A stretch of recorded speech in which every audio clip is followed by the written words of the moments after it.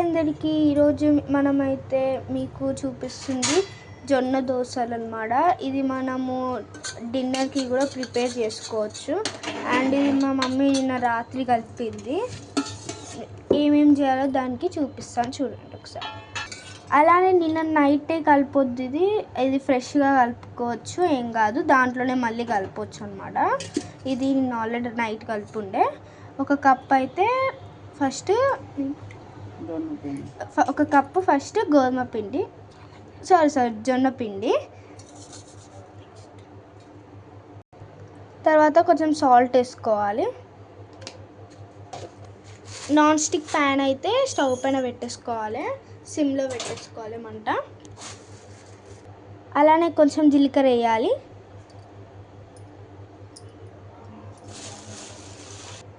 కొంచెం అంతా సన్న రవ్వ వేసుకోవాలి.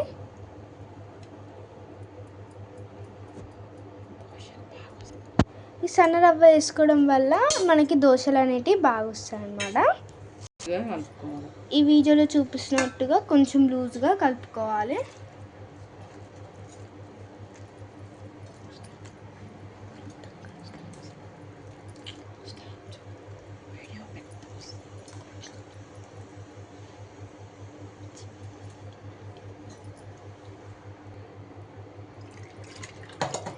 ఇలా లూజ్గా కలుపుకోవాలి. మరి ఎక్కువ వాటర్ ఉండొద్దు.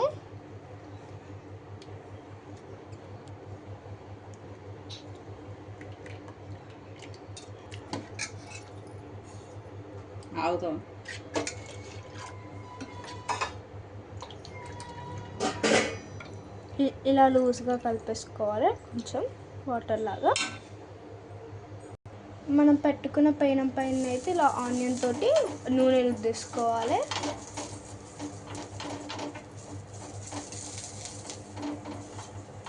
మొత్తం సరిగ్గా మొత్తం పైన మొత్తం రుద్దాలి.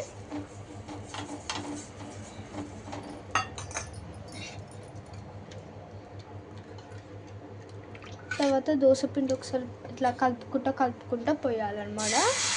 ఇలా మీకు చూపిస్తున్నట్టుగా పోయండి.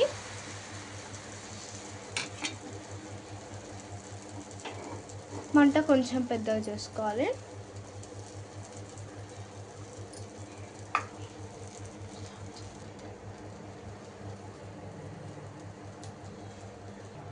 ఇలా మెల్లగా సైడ్స్ నుంచి తీసుకోవాలి, లేకపోతే పోతుంది, చినిగిపోతుంది అన్నమాట.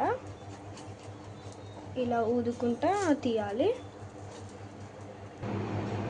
ఇంకా మన ఫైనల్ దోశ అయితే అయిపోయింది. ఇంకా చాలా బాగుంటుంది. ఇది ఏ కర్రీస్కైనా కూడా తినొచ్చు, మనము ఏ కర్రీస్ తోటైనా కూడా తినొచ్చు అన్నమాట. చాలా బాగుంటుంది.